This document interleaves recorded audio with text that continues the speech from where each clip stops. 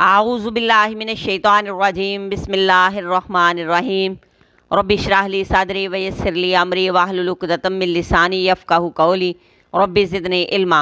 सूरह आल इमरान की आयत नंबर 111। लन यज़ुर्रुकुम, हरगिज़ नहीं वो नुकसान देंगे तुम्हें, इल्ला अज़ा, मगर अज़ा। वाइन युक़ातिलूकुम, और अगर वो जंग करेंगे तुमसे, युवल्लूकुमुल अदबार, वो फेर लें तुमसे पुश्ते, सुम्मा फिर ला युनसरून, ना वो मदद किए जाएंगे।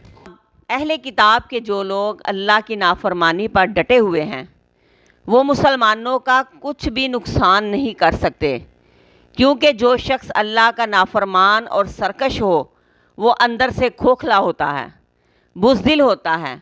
ऐसा शख्स अपनी बदअमालियों की वजह से बेहिस हो जाता है।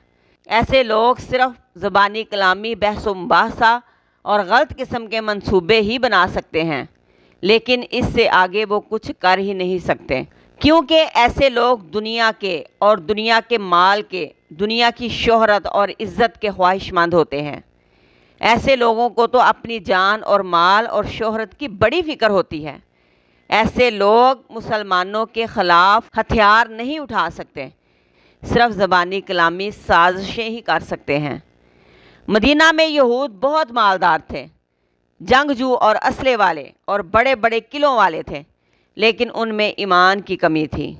दूसरी तरफ मुसलमान थे, पास कुछ नहीं, लेकिन ईमान की दौलत से माला माल थे। इसी ईमानी कुव्वत की वजह से मुसलमानों का यहूद पर रोब था और वो मुसलमानों को नुकसान पहुंचाने की जुर्रत और हिम्मत नहीं कर सके।